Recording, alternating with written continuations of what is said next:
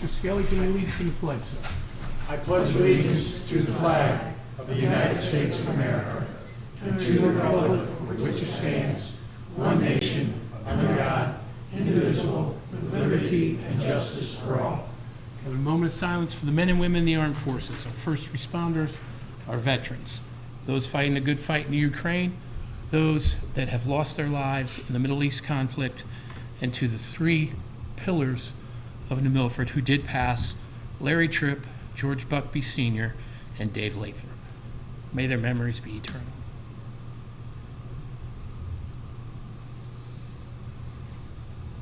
Thank you. Do the creed. The American's Creed by William Tyler Page.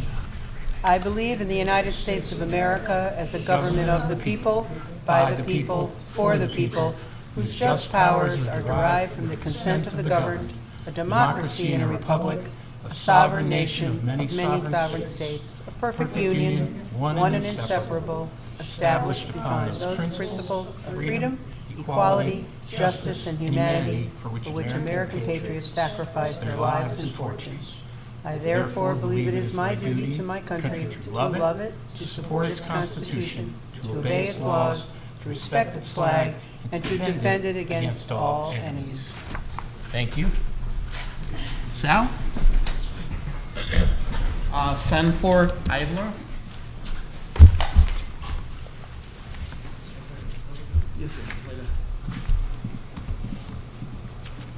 Sanford Eifler, a resident, fairly new resident of New Milford, a longtime weekender who decided to make this full-time.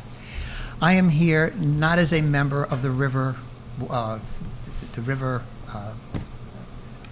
area for the bicycles, but I am here to speak on behalf of it for myself and other seniors and other people who could use a flat area to ride their bicycles. New Milford has very few flat roads.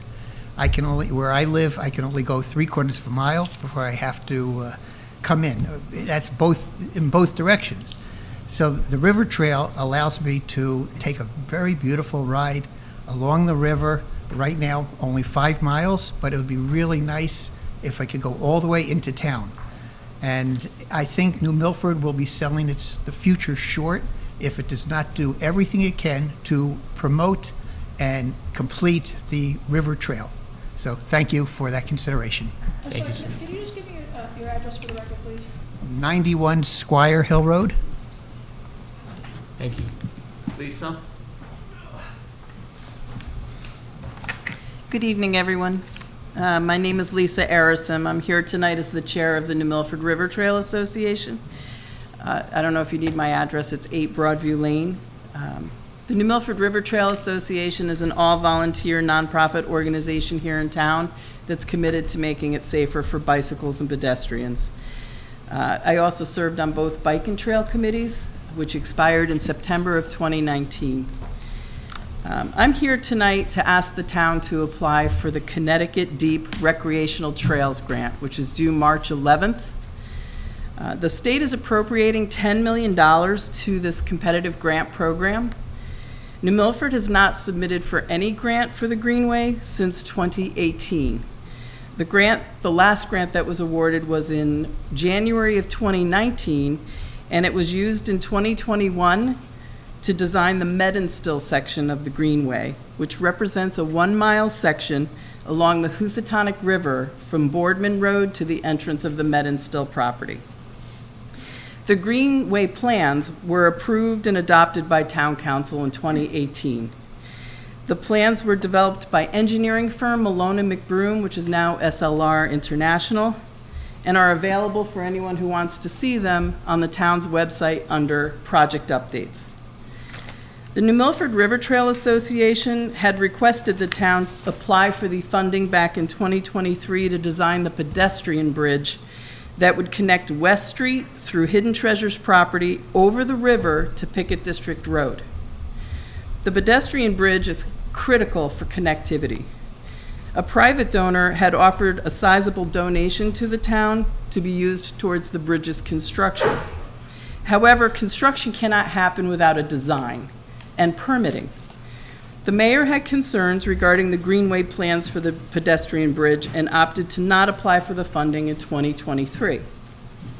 To ease concerns, a very productive meeting was organized on May 4th with Mayor Bass, Mayor Liba Furman, who's the chair of the Riverfront Revitalization Committee, Jack Healy, who's the director of Public Works, myself, Malone McBroom, now SLR International. They were the engineering firm who developed the original preliminary engineering plans. The U.S. Army Corps of Engineers was on this meeting call, and the State Department of Energy and Environmental Protection. The results of the meeting were that the pedestrian bridge is viable even if it's in wetlands and a flood area, and that permitting should not be an issue. Since that May 4th meeting, there's been no progress on the Greenway, no funding of any sort allocated, and no response to emails regarding how to move the project forward.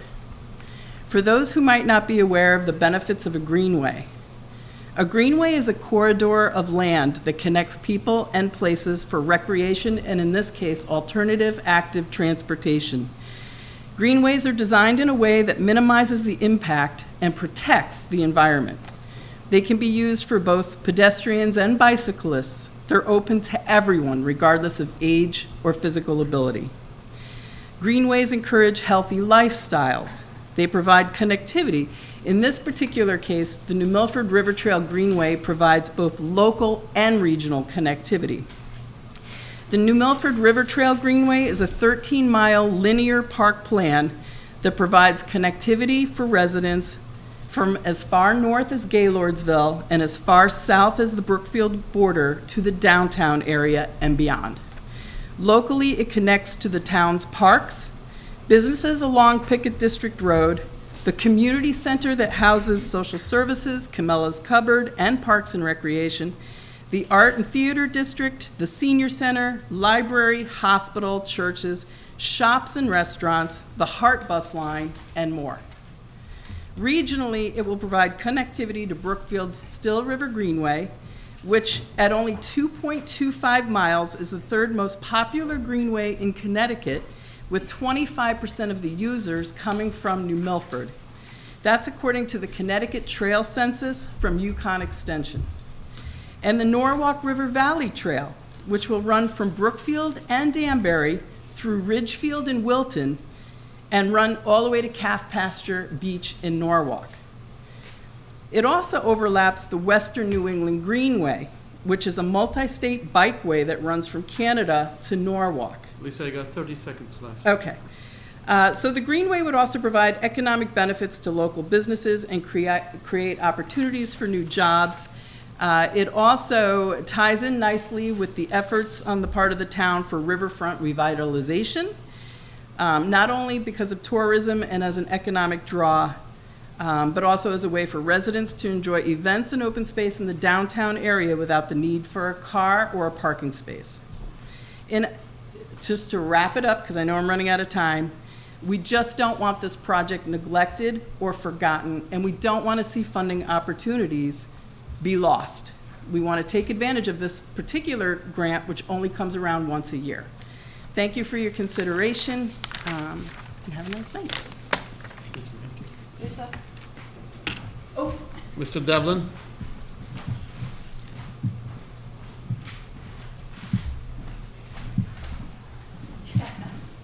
Don't worry, I'm not going to read aloud from you. Just made some notes in here.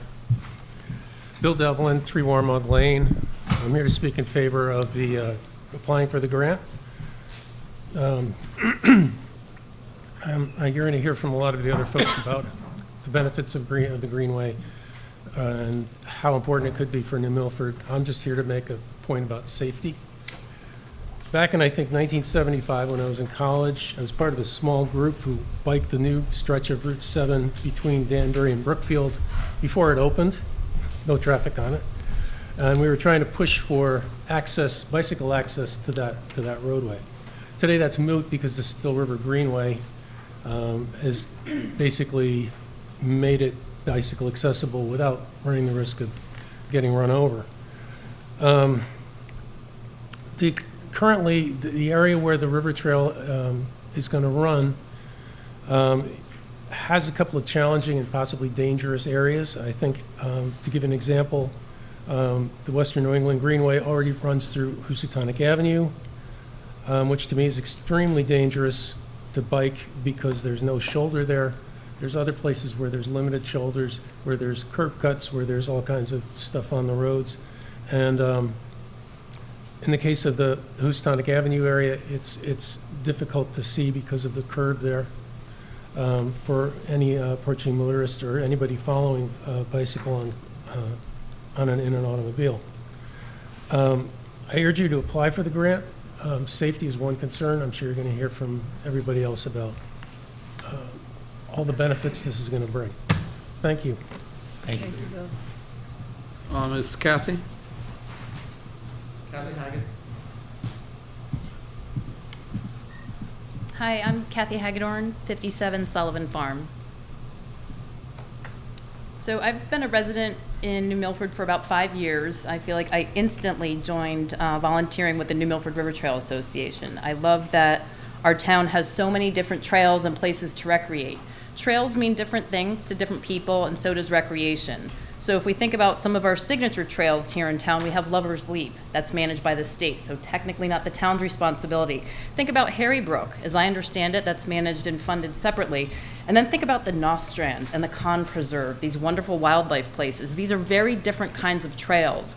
The state of Connecticut funding for a recreational trail program, $10 million on the table for us to apply for, that could be accessible to so many different people. There was mention of safety for seniors and to families. I'm very proud of some of the work or all of the work that the New Milford River Trail Association has done, specifically something that was a first for me, working with the youth agency. We had a bicycle giveaway program, and I had the privilege to teach a young boy how to ride a bike. He had never ridden a bike before. No one in his family had had a bike, and the parents said, "Where do we go?" And we mentioned Harry Brook and we mentioned other places, but I think the consensus is by having a nice, flat, safe place to ride your bike is not just for bicycle enthusiasts. It's a healthy community stimulus. It's an economic benefit. For the times that I have led hikes and I've led bicycle programs for the New Milford River Trail Association in the downtown area as well as other places of New York, people say, where do we go get lunch? Where do we go for gear? Where do we go for these other places? So having a greenway and having a river trail is such a benefit to the town. It definitely dovetails nicely with the long-term plans for the riverfront revitalization. And I really can't imagine not being able to park somewhere outside of town and saying, hey, let's go bike or let's go walk on the river trail. Bring your dog, bring your kids, bring your seniors, or everybody can separate and then all come back together. So thank you so much for your consideration for this very important opportunity. I feel very strongly we need to put our hat in the ring at least to be seen. We have a lot of good plans in the works, and so please let's keep the momentum. Thank you for your consideration. Thank you. Mr. Jeremy?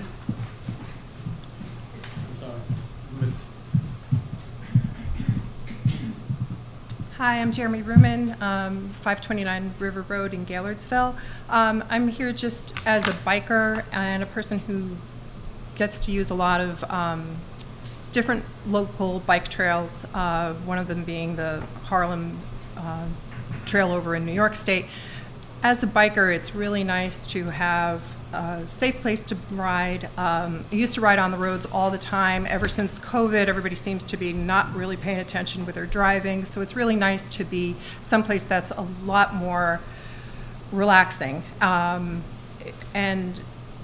the thought of having this greenway extend is just so beneficial for not only bikers, as was mentioned, but families out walking. You want to teach your kids to ride. It's a great place for them to learn to ride. So if there's an opportunity to use this grant to extend however much we can extend, it would be like a win-win. Plus, when you're a biker, you get really hungry, you get really thirsty, you come into a town, it's so nice because it extends the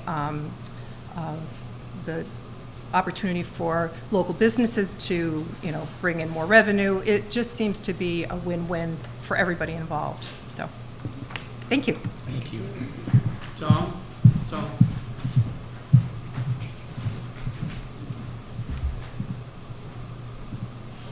Hello, my name is Tom Verba, and I live at 3 Round Table Road. I've been here for many years now in New Milford. I'm asking the council to apply for the grant. By the way, I'm also a member of the New Milford River Trail Association for many years. I think this would be a good idea because for many reasons, and again, I'm not going to repeat everything everybody else has said, but certainly for health reasons and for safer walking, safer biking, community connection. I mean, you know, one of my dreams one day is to be able to not even need a car to be able to walk everywhere. And that's like one of the healthiest things a person could possibly do is to have active movement in their life without needing to go to an exercise place to do their exercise. If they could just create movement as part of their natural routine. So yeah, I think it would definitely be a good idea. And anybody that knows me knows that I don't particularly like a lot of government spending, but you know, for instance, like widening highways and all sorts of other things that I've complained about. But in this case, I think it would be a good idea, and I would like the council to take that into consideration. Thank you. Thank you. Ms. Lucy? Good evening, members of the council, Mr. Mayor. Happy New Year. I think this is first.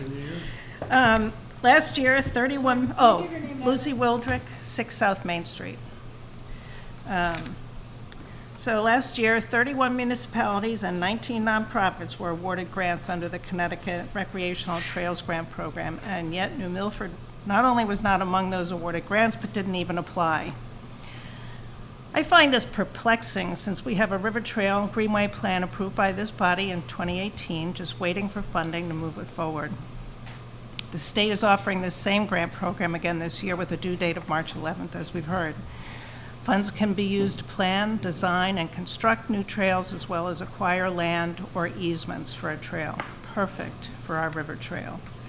The town has already made a significant investment in the trail, as documented in the Greenway Plan.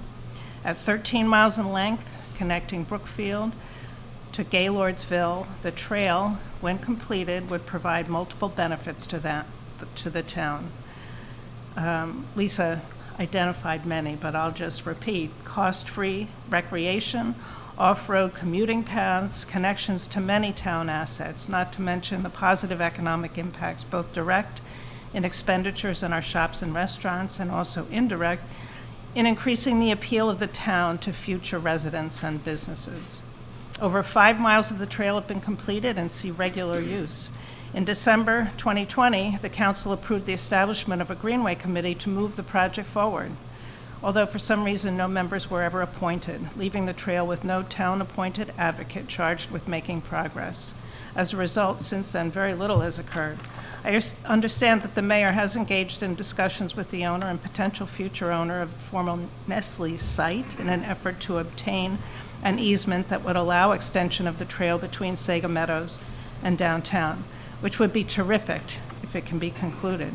But there's more that can be done. As Lisa noted, a bridge connecting Hidden Treasures to Pickett District Road, for instance, this would result in an extension of the trail, essentially from downtown along West Street, across the river at Hidden Treasures to the area of our community center. All it takes is money, and the state is once again offering grants for the needs we have: planning, acquisition of easements. Let's not miss that opportunity this year. I urge this council to direct our grant writer to prepare the application. We're happy to assist any way we can. And while you are at it, I urge you to appoint members to the Greenway Committee so this important town-wide project can move forward. While it's an important, though unheralded, component of riverfront revitalization, it's much more than that. Thank you. Thank you. I apologize, I don't know, I cannot pronounce the name, but someone from 144 Box Road. Box Rock Road. Yes. Julie, okay.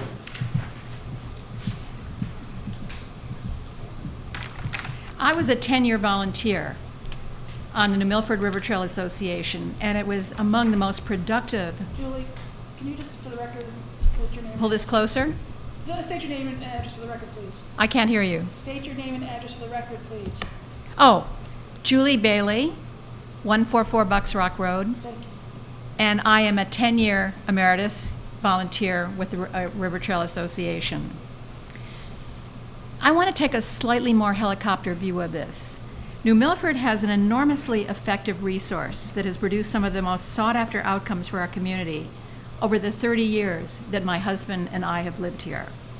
That's vibrant partnerships between community volunteers and several town administrations that have several times sprung up, generated enormous broad-based resident support and forward momentum. And here are 4 examples that have bearing on what we're talking about tonight. The first was SEMPRA, and I don't know how many of you were here during that, but SEMPRA, the volunteers, together with the administration, raised almost $500,000 for the effort in a fierce 2-year battle to keep a gas-fired power plant proposal by SEMPRA Energy from becoming reality and polluting our entire area with small particle emissions in 1998. And thousands, literally thousands, turned out in the entire region, and we were the only town in Connecticut to win a 9-0 turndown from the Siting Council. And that's because of the town administration working together so effectively with the volunteers. Second, the reservoir purchase of 120 wooded acres and a 20-acre pond on the reservoir at Second Hill, and ask the neighbors what that has done for their property values. Third, saving all or parts of 4 family farms in New Milford for a total of probably around 300 acres. And all of those farms were in the Ridge Road area, and they would have otherwise disappeared, but because of a deal where the federal and state governments contributed $2 for every dollar from our town to save those acreage, that led to the state's first barn quilt trail and more acclaim for our town, and more tourism, and more interesting things for people in our town to do in terms of quality of life. Most recently, in 2021, during COVID, our town, with the administration working together with 30 volunteers and 70 other residents who helped us, brought home Silver Sustainable Connecticut designation as a sustainable and resilient and inclusive town. We needed 400 points, and we garnered 870, working over 18 months, just slightly behind the bigger and the richer New Haven and Greenwich, and we were very proud of the little town that could do that. It brought us acclaim statewide. It brought a position on their board for our mayor, and multiple grant monies for community projects on a grassroots level. Again, it took 30 volunteers, 70 town experts, and the administration 18 months, and we did it. Today, there is a long-stalled potential administration volunteer project that dwarfs, utterly dwarfs. I don't even have the words to explain what the impact could be of that river trail. But it absolutely would dwarf what these have done for New Milford, and that's the continuation of the 13-mile New Milford multi-use greenway. The promising volunteer administration partnership collapsed in 2017. It simply collapsed, and it fell between the cracks of history. And so today, as 25% of Brookfield's 2-mile greenway are residents of New Milford, and Brookfield works on getting ready to extend their greenway to the New Milford border and take the initiative in that, we've forgotten that we have a preliminary engineering study approved almost 7 years ago by this very same town council, a spectacular river backdrop that other Connecticut towns with multi-purpose trails would give anything to have as their own trail backdrop. And a second, more advanced engineering study ready for the mile-long stretch from Boardman Road to southern border of former Bedminstill. This kind of a project can only be done where the administration and the volunteers of the town work together, because what is it that the volunteers of this town bring? They bring the ability to bring volunteers, they bring the ability to bring support for projects, and they also, in many cases, have the skills from their own jobs and their own experience to supplement the town's grant-seeking abilities. In closing, others tonight have reminded you of the proven economic and quality of life benefits of this envisioned greenway that other grounds with greenways are enjoying in Connecticut. And I actually implore the leaders of the present administration, the town council, and resident volunteers to prioritize resumption of this extraordinarily impactful potential project. Long gathering dust and revive that unique New Milford resource for getting ambitious projects completed. a vibrant, well-lit administration resident volunteer partnership that gets really good stuff done that everybody wants. Thank you. Thank you. Ms. Francis.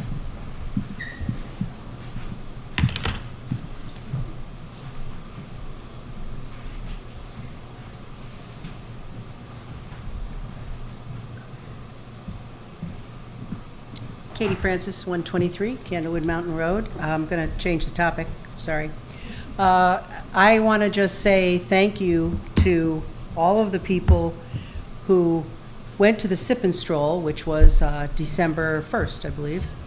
Haven't really had a chance to be here to say this, but the downtown merchants choose, because they open their doors for people who are at the Sip and Stroll to walk around, get ready to Christmas shop, have a little cider, have a donut, whatever. And the downtown merchants choose two people. And for this past one, they chose the New Milford Food Bank and the United Way, our Healthy Savings Program. And I want to thank everybody who went sipping and strolling, everybody who helped, everybody who worked in any of those merchant stores, and of course, our Bank Street investment people, Mr. Goldring, Kylie, Meredith.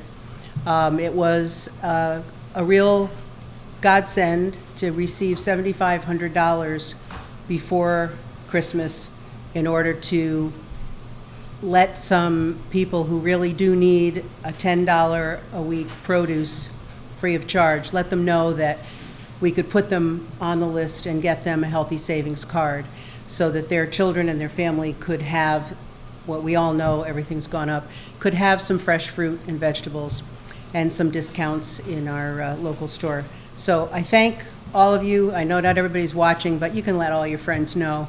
I hope you continue to go to Sip and Stroll. It's a wonderful, wonderful thing on a night when you run into everybody smiling and having a good time. And the money that you pay for those tickets is really, really going to good use. So thank you all. Ms. Watzek. Rob? You're done, please. Hello. I'm Rob Watzak. I live at 56 West Street. So I've been aware of the River Trail organization from the beginning, and I was really excited when I moved here over 20 years ago to hear that there were plans for a trail. And I know these things take a long time and money to put together. And I was fortunate to grow up in a community where my friends and I could bike everywhere to our and have the freedom and appreciate nature in a way that a lot of kids can't in our community. And I was also fortunate to live in the Hudson Valley, where a lot of the early bike trails in this region were made before most people even knew what a river trail or a rail trail was. And so, of course, when I came here and heard that there was a plan in the works for a trail of our own, it was very exciting, especially since it would be coming right down my street. And I have a daughter who I was looking forward to taking on a trail like that someday, but she's just about to head off to college, so unfortunately I won't get to see that benefit for my own children, but I will do everything I can as long as I live here to help other people and their families experience something like that. So that being said, I encourage you, like everybody else has this evening, to apply for any opportunities we can to receive funding. And we've invested so much time and effort into a wonderful plan for this trail, and it just seems like it's like just at the end of our fingertips, like it's there, ready to be moving forward. And I just I can't see why we wouldn't take every opportunity to make that happen. So thank you very much. Thank you. Mr. Stanton. Thank you. Daniel Stanton, 22 Old Town Park Road. As a former current municipal engineer and former municipal engineer here, I really appreciate all the opportunities that that this community has here. I think that's what everyone's trying to say here is we believe in New Milford, we support New Milford, and we want to remind all of us that the support that's been given over the years for this trail, and it's moving forward. We want to remind everyone of what's out there. Particularly what I want to say is this planned linear trail for pedestrians and bicyclists is an amenity for all people of New Milford and the surrounding community. You have an opportunity for, free advertising in this social media era. I mean, how many people post something, they just take a nice picture of their family? I got the question this last weekend, where were you? They ask that question. You can tag the location, right? Like you can go to a business. We've all been on a walk, forgotten a water bottle, thought we had a pack in the back of the car. We need a granola bar or something like that. You get pretty hungry when you're doing something healthy out there for that.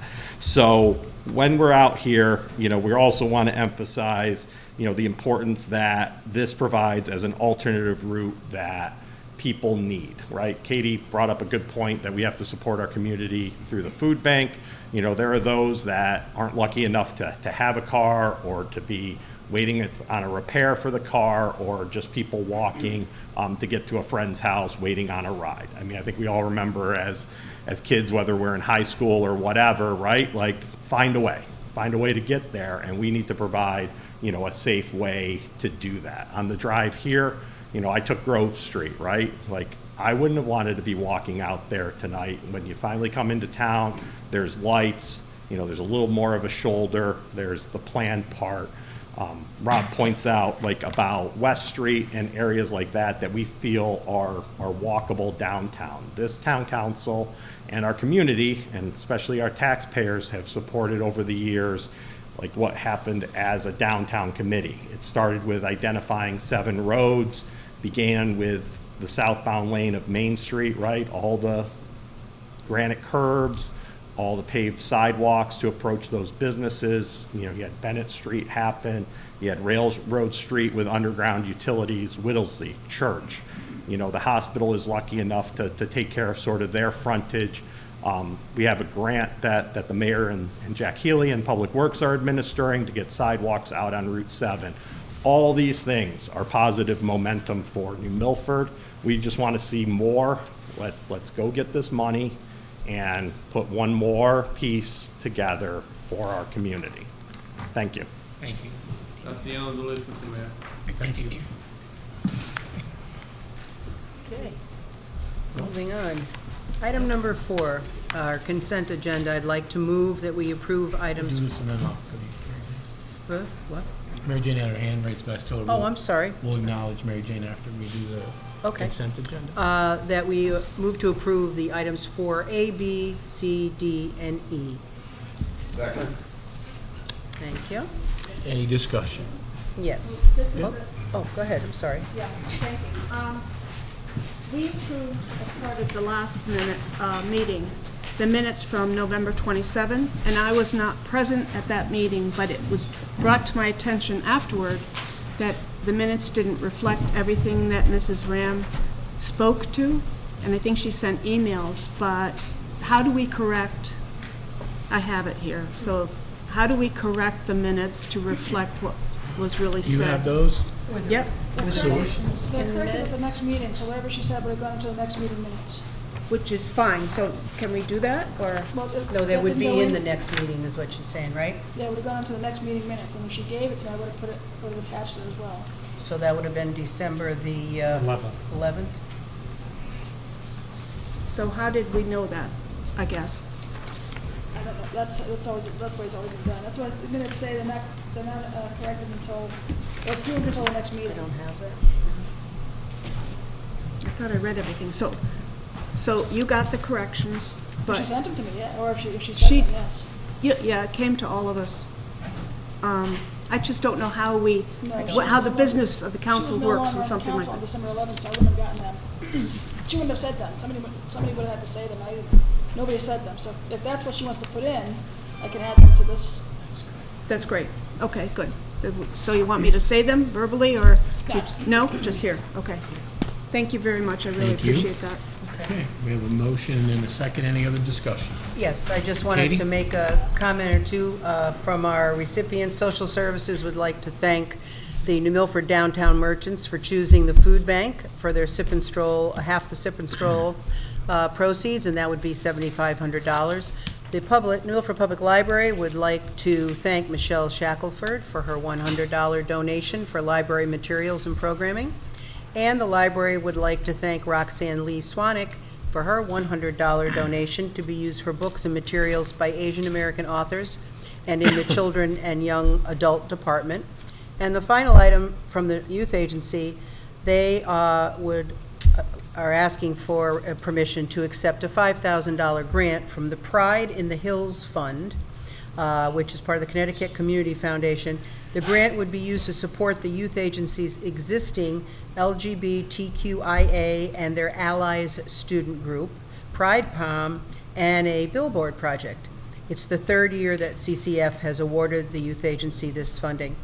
The money would be deposited into grant project accounts related to last year's grant award, which is 430-500-000-49506 42014 for revenue, and account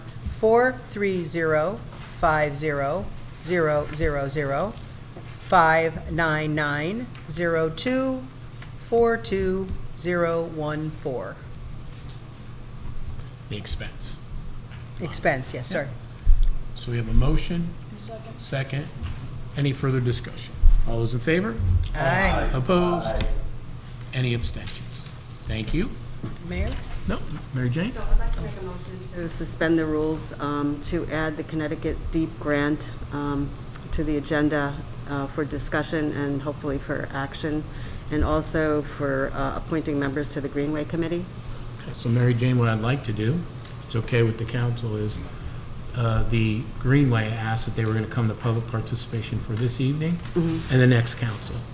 So I'd like to put that on the agenda for the next town council meeting, so we can have a discussion on the current plans as they are and the process moving forward. Yeah, I'm just concerned about the March 11th date for applying for the grant. So I think even if we could discuss that tonight and at least get the consensus of the council. I would like to, if it's okay with the council, do it properly and make sure that the people that may be concerned about wanting to do it can show up at that meeting. I know I've heard from several council members that when we add things like this to the agenda at the end, we don't give people the chance to come and participate. So I'd like to have this at the next council meeting. Yeah, Okay, well, thank you. you know, Okay. extend that. Mayor's comments? Thank you, Katie. So first I want to thank, we had Storm Aspen, which left lots of snow and some icing. And I want to thank the DPW team for plowing and treating our roads over the weekend. They did, I think, a fantastic job. Our Park and Rec team for clearing our municipal sidewalks and parking lots. Our school facilities team for getting district parking lots and sidewalks done. And Connecticut DOT for doing our state roads. That being said, we have a powerful storm approaching us that's supposed to come our way tomorrow between 5 p.m. Tuesday, tomorrow, and Wednesday, 5 a.m. This is going to be, since we had an extremely wet December, and now we're looking at rain totals that could match 2 to 4 inches within a 6-hour window of 8 p.m. to 2 a.m. This could provide significant flooding. Also, we're looking at high wind gusts anywhere from 30 to 50 miles per hour. And for those that remember the last event that we had, where we had probably about 2,300 Eversource customers without power for a few days, that was at 21 miles per hour wind gusts. So this could be a substantial event. With that being said, we've asked our residents to make sure if they do have a generator, make sure that it's in working order and it does have plenty of fuel. If in fact you have electronics, please charge them prior to 5 o'clock tomorrow evening. Eversource is working on its preparedness protocol. They did today outbound calls to the medically coded customers so they can be prepared. And we did a emergency operations command locally. The chief was in attendance as well today, talking about the town of New Milford's preparedness if we see flooding. Obviously, if there is power outages, we're making plans. If needed, we would open up a EOC center as well as a warming center if needed. The storm also may start out as sleet and freezing rain, so the DPW teams are being prepared. They pre-treated today in case that happens. And we called today from the mayor's office all the auto businesses on Route 7 between Big Y and McDonald's to let them know that they have the availability to move their vehicles up to Pettibone to keep them dry, because as we all know, we don't want different types of fluids that would end up going into our rivers and streams. We also sent out information today on generator safety and downed wire safety. We will continue to update the public and the town council as we move through this storm. Next is the budget process. We're fast approaching the municipal budget process. Currently, I've been meeting with our department heads. We're finalizing the municipal side of the budget. The Board of Education is beginning their process. I know Superintendent Parlato is working on their budget. They then will have their discussions. Then they will make any adjustments to the superintendent's budget. If it's so, then it will come over here to our side in February. It's already been sent to the council. The meeting dates for our budget hearings, that will be town council and board of finance. I know our chairman Walter O'Connor is here as well, and we will continue to update those as we move forward. I want to thank Waterwitch, who had their annual dinner in the snow on Saturday night, and it was just amazing to see all of the volunteerism that's within all of our fire departments and CERT teams that just do a wonderful job. And again, we can't really quantify the loss of those three individuals whose community service was just unbelievable. Years of service with Mr. Tripp, Mr. Buckby, and Mr. Lathrop. Real quick, the Girl Scouts are doing their Return to the Sweetheart Dance, and that's going to be happening January 19th. And if you need more information, or tickets are $14 a person, you can email gstroop40213@gmail.com, and they'd love to give you more information, or if you'd like to buy some tickets. And then the Milford Grad Party is doing their raffle, which will be this Saturday on the 12th, and these funds go towards, as you see, the lamp posts that have our seniors on there. Also, it goes to the actual grad party to keep our seniors safe the night of graduation, and they do just a phenomenal job. First prize would be $750 Visa gift card, second prize a $500 gift card, and third prize a $250 gift card. For more information, or you'd like to buy a raffle ticket, you can see Olga in the mayor's office. And that's what we got. Okay. Item number 6, I'd like to move that we appropriate $12,500 from the Town of New Milford Capital Fund in tandem with the Board of Education appropriation of $12,500 from their Board of Ed Capital Reserve Fund for the purchase of a new telescope and mount. There will be a dollar-for-dollar match if this is approved from an anonymous donor. Second that. Thank you. And we have the wonderful observatory members up here. If they'd like to come up and talk a little bit about it. Careful.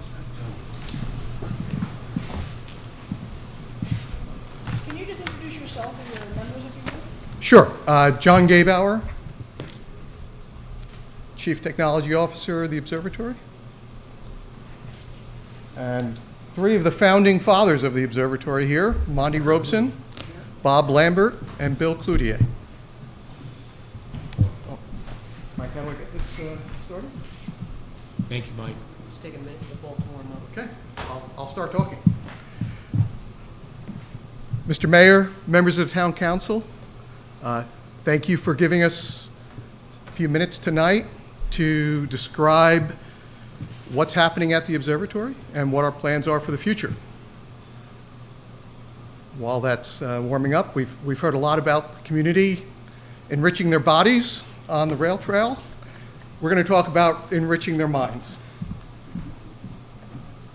For those of you that are not familiar with our history, a group of volunteers led by the people behind me, they had a vision of furthering science literacy in the community.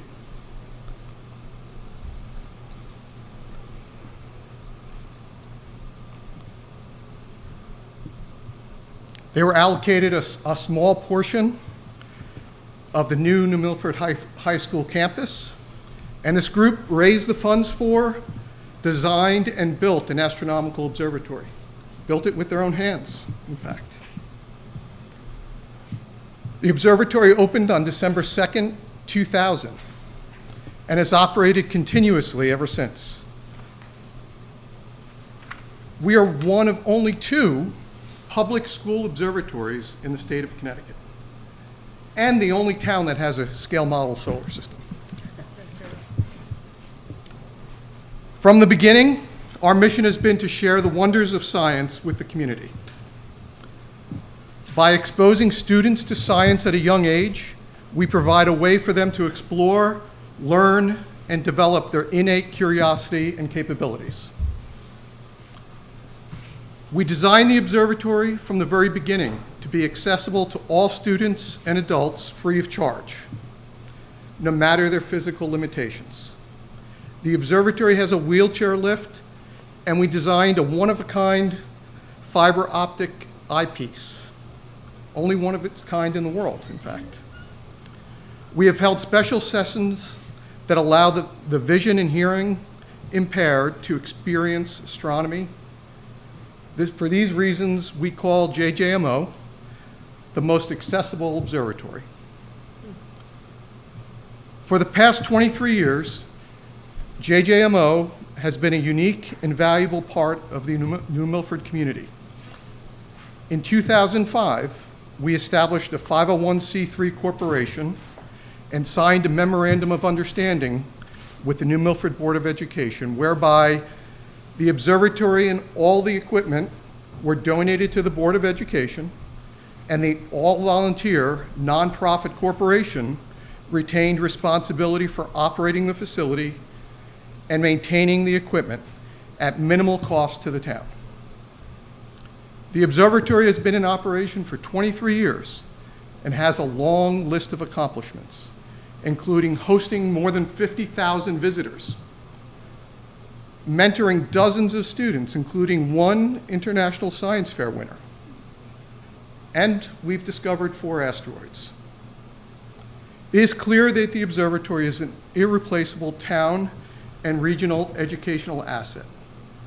But as you have experienced in your own lives, the rapid changes in technology has put us behind the curve, and our ability to support cutting-edge science is limited. While at the same time, interest from students in engaging in such activities has grown exponentially. Our once state-of-the-art equipment is now in need of replacement, and on December 13th, we launched a fundraising campaign to make the investments that will allow us to operate for the next 25 years. The campaign for the next 25 seeks to replace 3 of our critical scientific instruments: the telescope mount, the telescope optical tube, and the scientific imaging camera, with modern state-of-the-art equipment that is reliable and even more capable than our current equipment. We have adopted a multi-stage plan that will allow us to replace 1 component at a time as fundraising allows, and each step will bring incremental improvements to our capabilities. Our fundraising goal is $75,000, and we're lucky enough to have an anonymous donor who has made a challenge pledge to match donations received by March 31st up to $25,000.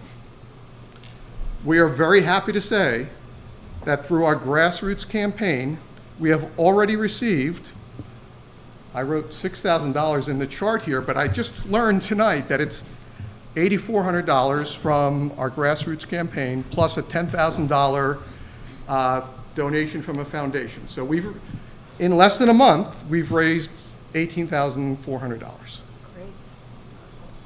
Okay. Testament to what we mean to the community. Any help and support that the town can provide is greatly appreciated and will allow us to continue to deliver on our mission, albeit with enhanced capabilities. The new equipment will allow us to improve our ability to work with students to contribute to the science of determining the orbits of potentially hazardous asteroids. It's one of the more active things that we do. Confirm whether a newly discovered asteroid might hit Earth or not. We will be able to get involved with exoplanet research, one of the most often requested student projects and the one that we don't have the ability to support well right now with our current equipment. Consider the possibilities of being able to discover a planet around another star. And we will continue to prepare area youth for careers in science. Like Kyle Cloutier, a New Milford High School graduate that received an aerospace engineering degree from Maryland and is now an engineer at NASA's JPL facility. We can see her at the control panel during Mars lander in 2018. Or Louise Gagnon, a candidate for a PhD in astronomy at the University of Chicago. Or Isabella Bianchi, a mechanical engineering graduate student at Tufts, studying human-robot interactions. Or Lisa Glukowski, the winner of that science fair with a project on stellar parallax, and is now a PhD in neuropsychology. Just so happens those are all young ladies. We didn't plan it that way, but that's just how it happened. We can't take credit for the intelligence of these students. However, we did give them a place to develop their scientific skill and experience. Thank you. And we plan to serve the New Milford community for the next 25 years. Thank Tom, before I move to you, just as a backdrop for the council. Did speak to Mr. Lambert and everybody from the observatory and talked about their needs. Then I spoke with Chairman Fallenbach from the Board of Education and Dr. Parlato. And the thoughts were that the town, as a true partnership, could put in 12.5.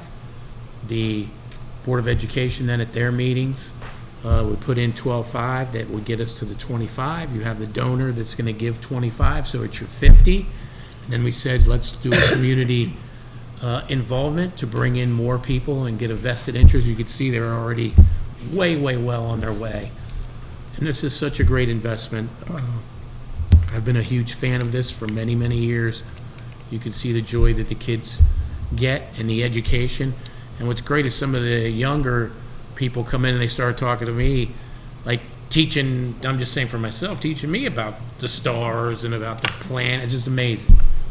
So I think this is a great thing for our town and also a great partnership with the Board of Education. Tom? I can concur with the mayor, and I've been a huge supporter and a fan of this, and these gentlemen for all that they have done to bring this to this community. Not only the observatory, but everything around it, the gardens and some of the places that people go to pray or just reflect. I say this not that often in this room, but this is one of those no-brainers of no-brainers.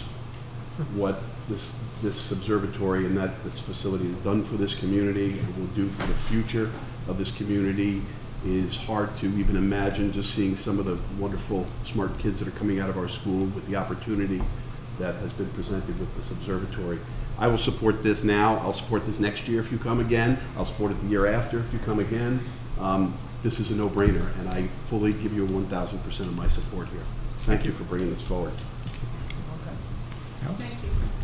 I was on the Board of Education when this all started. Hi, Monty. It's been a long time.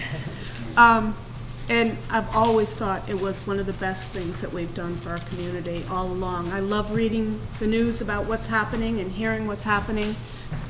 People want to be involved, more volunteers. Where do they go? To the website? Where do Just website, send us an email, come to Second Saturday. For those that don't know, the second Saturday of every month, which is this coming Saturday, we have an open house every month where we give an educational program and lots of stargazing. Wonderful. Thank you. Katie? Mayor, can I say something? Sure. Yep, Chris? Go first. Oh, yep, I'm sorry. I just want to say that I sincerely appreciate the presentation given, and especially the results that they're getting out of this program. We often have programs that have great intentions, and we don't sometimes hear about the results and the achievements that these students that are going through this are having is tremendous. So, great presentation, and I certainly fully support this. Thank you, Chris. Katie? And I want to say thank you for all of it, but one aspect in particular is that you've considered children who are adults handicapped in some way or another, and of all the places to ensure that visibility is there for them, where else but an observatory? So kudos. Yeah, it's actually very interesting how hearing impaired can experience astronomy, and vision impaired. We work with a good group, and they have their methods of making it It's happen. just great, just great. Thank you very much for all you guys do. Done. I see you over there. I concur with my fellow town council people. This is probably the most easiest vote and bipartisan vote I've had in my 6 years here. And for the amount of money and what it does, reflects on the job that you gentlemen have done starting the program. So this is absolutely, like Tom said, a no-brainer. For the amount of money and what we get out of it, it's tenfold. So we appreciate it, and great presentation. Thank you. Thank you. Any other comments? Mary Jane? Yeah, I'd like to say, I just think this is a wonderful program, and I took astronomy in college, signed up for it thinking, oh, this is going to be fun, we're going to be looking at the stars, and not realizing how much math, physics, and et cetera, trigonometry that went into it. It was probably one of the hardest classes I've ever taken. Well, come to second Saturday. You won't have to do any equations.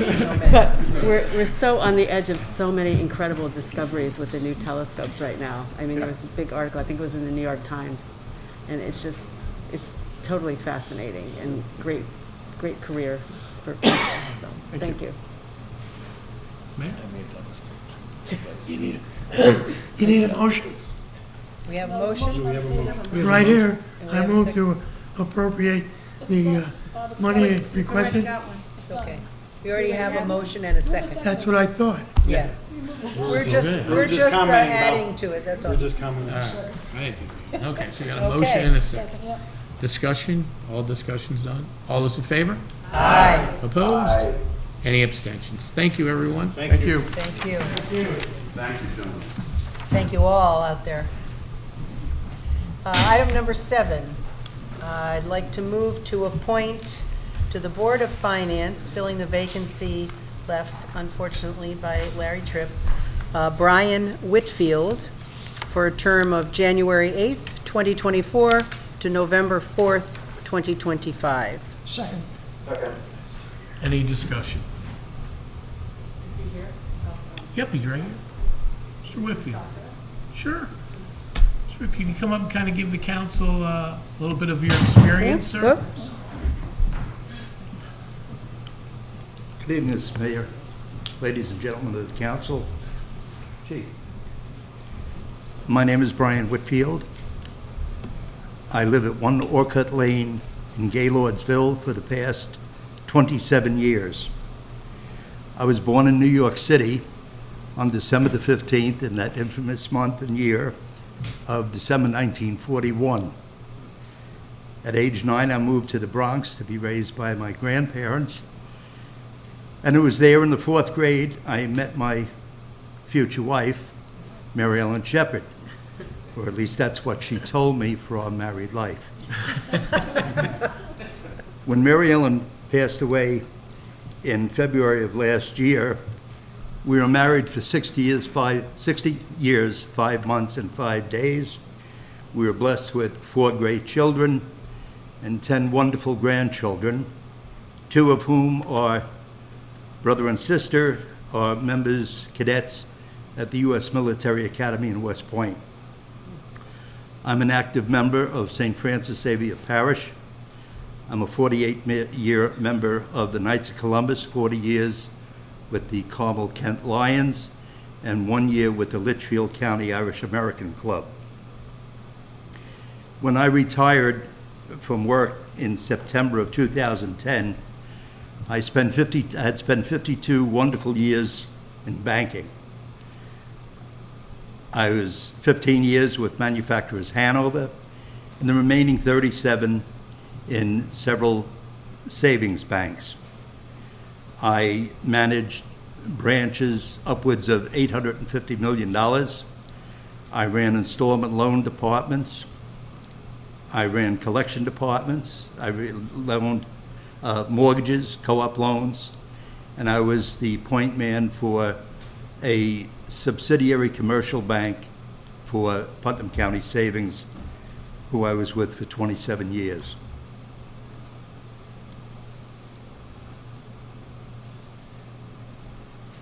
Well, that's the history of where I've been. I had more to say, I guess, but I think I've covered most of it. I think I've covered most of it. I think you're qualified. I appreciate, Yeah, I think you meet the qualifications. I appreciate the nomination, and I thank you all. Thank you very much for Thank you. volunteering. Appreciate it, Mr. Whitfield. Any other discussion? All those in favor? Aye. Opposed? Any abstentions? Yes. Okay. Thank you, Randy. I don't. Hold on. What? Oh, sworn in.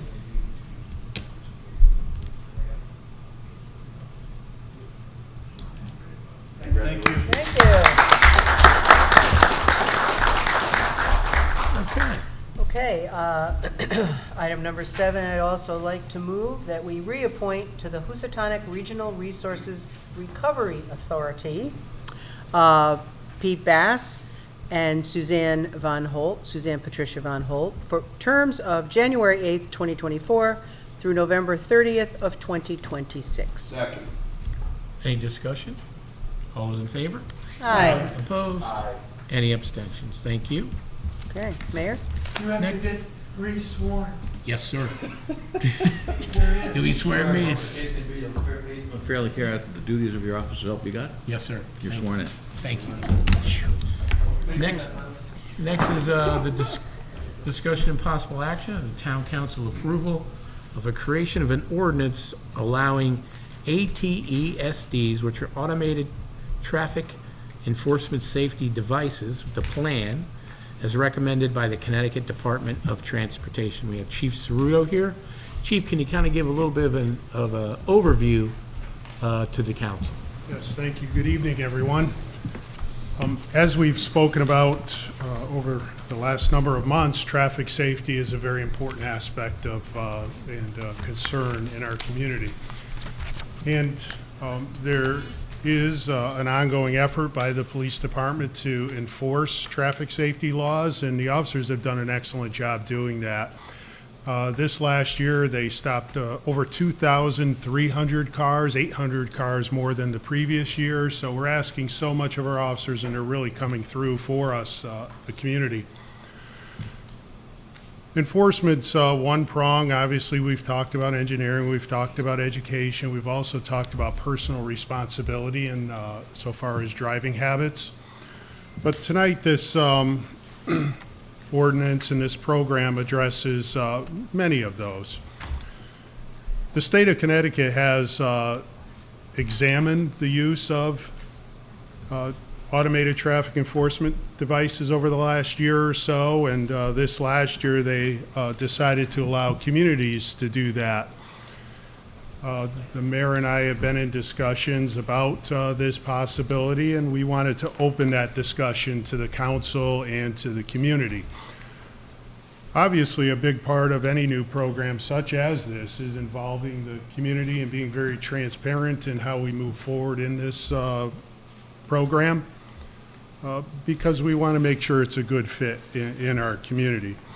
Obviously, on Route 7, we do have an issue with many different traffic situations, violations, traffic volumes, to name a few, and of course, pedestrian-related issues. It is, in my opinion, that we should do all we can to improve traffic safety in that corridor and other main corridors in our town, for example, Route 202 and Grove Street.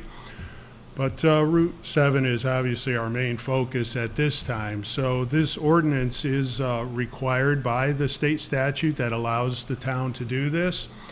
This ordinance is drafted and modeled after other ordinances which are in line with the state law. So there's a lot of different issues that are covered in this ordinance to include the restrictions on the towns insofar as the limits they can set on the speed cameras and devices. And I'll give you an example. Towns cannot set it for under 10 miles per hour. It has to be set for over 10 miles per hour for a violation. Chief, over 10 miles, you mean over the speed limit? Over the speed limit, It's yes. posted. So if the speed limit is 45, which it is on upper Route 7 by the high school, we wouldn't be able to issue an infraction or a fine unless it was over 55 miles an hour, which is quite fast up in that area. So anything we can do to bring the speeds down. But nevertheless, the ordinance is very succinct in that. It's also very succinct in allowing motorists, owners of vehicles, the opportunity to, contest their fine. So we want to have a fair system. We want to have a system that really does catch and punish those who are most egregious. Our officers pull people over at 10 over. They give tickets at 15 over generally. You know, there's always extenuating circumstances involved and considerations. So our officers are very fair in the process. And if we were to move forward with this ordinance, we would continue to be fair in that process. And Randy, could you give the council kind of the overview of the draft itself of the ordinance? I reviewed the statute, reviewed a number of ordinances, I reviewed a number of states. And the ordinance is pretty typical. It's modeled after Hartford's. Hartford has a comprehensive one. I changed it, obviously, for local or regional reasons. But the reality is that it follows the, essentially parrots the state statute. The reason we do that is because we really don't want to have to re-examine what the legislature might have meant. So the reality is that it's an ordinance that should pass muster. Whether it will pass constitutional muster, I cannot guarantee. The Illinois statute had a couple of ordinances in Illinois have some issues regarding the fact that it's the owner of the vehicle that is responsible to pay the fine. There's no defense in this ordinance that if you're not the driver, you don't pay the fine. There isn't. And the statute should have said that if that was going to be allowed. I can't write that in there. I'm bound by the enablement of the statute. But it's straightforward. This is not something that's foreign to us. It's almost verbatim, well, not verbatim, but almost verbatim, the Hartford ordinance. That's not been sued upon yet. So the fact is that it's statutorily authorized. Chief has a copy of it. It's got some typos in it, which I'll fix, but I want to wait to hear from you before I did that. And it should pass muster vis-a-vis what the legislature intended. Whether or not it'll pass constitutional muster for other reasons, I cannot say. I have my issues, but I don't wear a black robe. So I can tell you that this follows the law. The mayor asked me to get this done pronto, and the fact is that I guess Chief Ceruto will highlight this to the state's attorney, because it's going to be ultimately enforced, if push came to shove, by the state's attorney potentially. And just kind of stay on the same vein, and I know when you do look into this, the actual process itself is, if approved, obviously the fine is given to the marker of the car. But then it also has to go to the police department or to a member of law enforcement, first to the, if we're going to use a company, a third party, they review that, they make sure everything fits, and then it goes, right, Chief, to the New Milford Police Department. So that would be the catch all, for instance, if somebody wanted to dispute it and say that wasn't me, you still have the leverage and the opportunity to fix that through that process, correct, Chief? Yes, we deal with prima facie evidence on a very often basis. And what that generally means is that it's true on its face until proved otherwise. So, for example, we have an evading accident where somebody hits a car and takes off. We get the reg and it comes back to an owner. The owner, under prima facie evidence, is responsible for that accident until we prove it differently. So we're obviously going to be open-minded in those cases. There could be an example where a father has a son who's driving a car that's registered to the father. Well, the prima facie would be the ticket would go to the father, but then the father's got to let us know that it was the son who was driving, and then the son would be held responsible for that fine. Or if by chance someone's car were stolen and they were able to explain that to us, and you know, we were able to prove that, there would obviously be these circumstances where that type of investigative effort would allow us to apply certain discretion. And then, Chief, also, is I've had a few residents ask, well, if I unfortunately get 2 tickets, there's going to be points against my license. My insurance is going to go through the roof. Right. That's not the case, correct? No, this is a system that's separate from the state infraction system. It's more an administrative system. For example, if somebody doesn't pay the fine, we would have to consider whether or not we want to use a collections agency to collect that. It'd be very similar to what we do in a parking ticket situation, where in the case of an infraction that's issued by an officer in this other state system, there would be a warrant issued if the fine wasn't paid. And as you said, points would be assessed in this state system, but in this more local administrative system, points wouldn't be assessed. Katie, and then Tom. This is for Randy. How long has Hartford had this in service? I'm not sure how long. I think they were the first one. They were one of the cities that were involved in the test programs. So they might be very early in the process. Like a year, 6 months? It's within the last year. And it hasn't been. Within a year. Yeah. it's about 6 Okay, months. so it hasn't been tested constitutionally yet? I don't think it's. I don't think it's constitutional. Tom? So this system has been used in New York City for many years, Yeah. where, you know, you get the miracle in the mail that you went through a red light camera or one of those. Yes. There is no points to your license, but those fines do rack up. So I just wanted to make sure that the public was clear on this.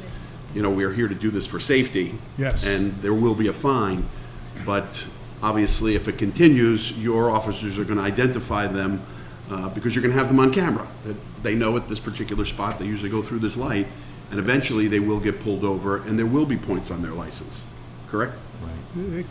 Yes, of course, it Potentially. could happen that way, yes. Right, okay. I'm comfortable with this. Okay, a few things.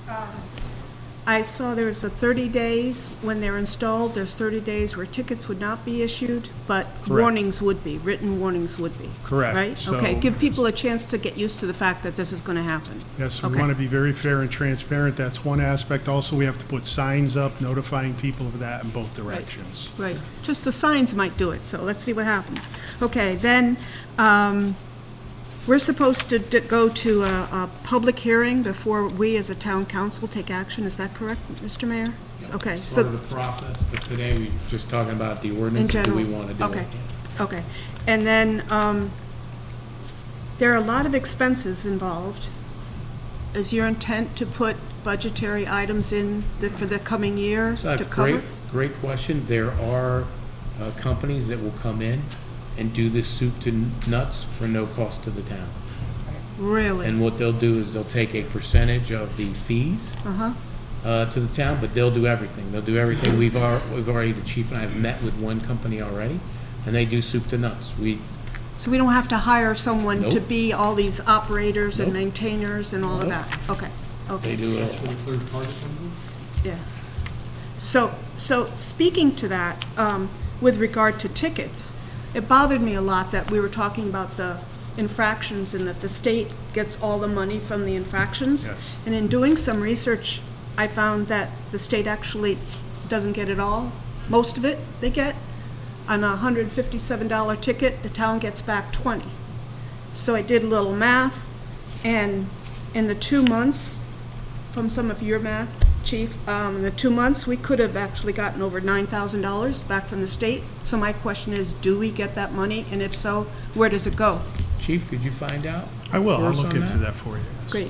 Where? And that was $20 for No, Oh. see, the example is a $157 ticket. Right. So I don't know what it is for all the different kinds of tickets. I don't know if it's 13% on all, or Right, whether it's a $20 flat fee, but Or the we, type of infraction? did for they the, say? right, for the $157 speeding ticket, we should be getting $20 of the $157.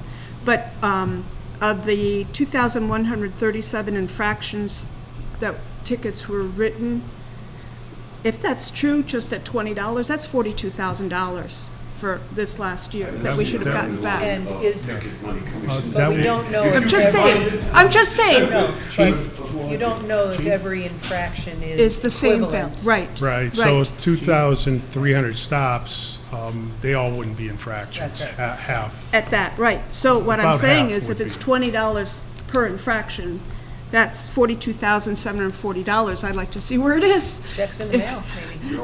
Checks in the mail? Right, but there aren't that many infractions that were issued. There weren't that That's how many. many stops there were. Stops, okay. Right, so. But you also, I looked at so many minutes. You also have an amount of money that was collected. This is from the November 27, right? $76,500? Yes, Okay, so even if you tried to figure that out, because I don't know the number of infractions, that's at least 9,000 and as much as 11,000 for 2 months. So I'd like to see where that money is, and then figure out if we really understand the money for this new project, which I wholeheartedly endorse. And the last thing is, if someone else is driving your car, you let them use it, you're responsible. That's how I feel. And so, I've had a child drive my car and have an accident. I know what it is, and it's my responsibility to let him have it in the first place. Of course, it was a long time ago, but it's still. But I feel that you're responsible if you let someone else. And one of the excuses that works is if your car was stolen and reported as stolen before the infraction, right? Okay. correct. I got it. Done? Hi, Chief, how are you? Good, how So are I got you? a couple of questions. So let's say the infraction happens tonight.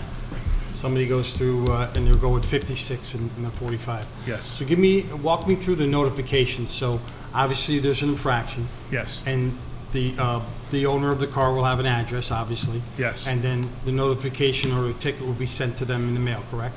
Yes, so the notification would come to us from the company, so the vendor would send us a notification. We would have to have an officer review that Okay. violation. The officer would look at it, and the officer would have discretion to decide whether or not that was truly a violation. Okay. They would have to check a box to approve that, almost an e-signature type of a box. And once that is done, then the vendor would send out the fine. So, And so from the timetable that it's received to the owner? yes, it should. How many days do they It have? should be done as soon as possible. Right. The law states within 30 days. After 30 days, we could not address the issue.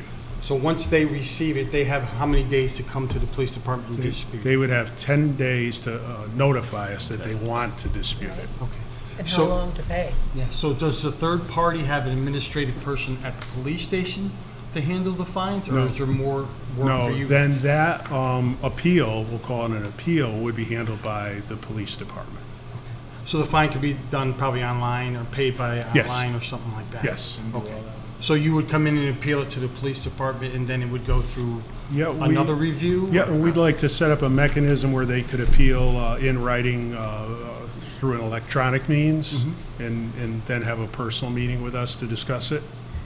Now, do you see like any more work overload for you guys, or having to have any more people? I mean, I know you guys are busy as it is. I don't. I mean, we always have personnel available for administrative types of duties such as this.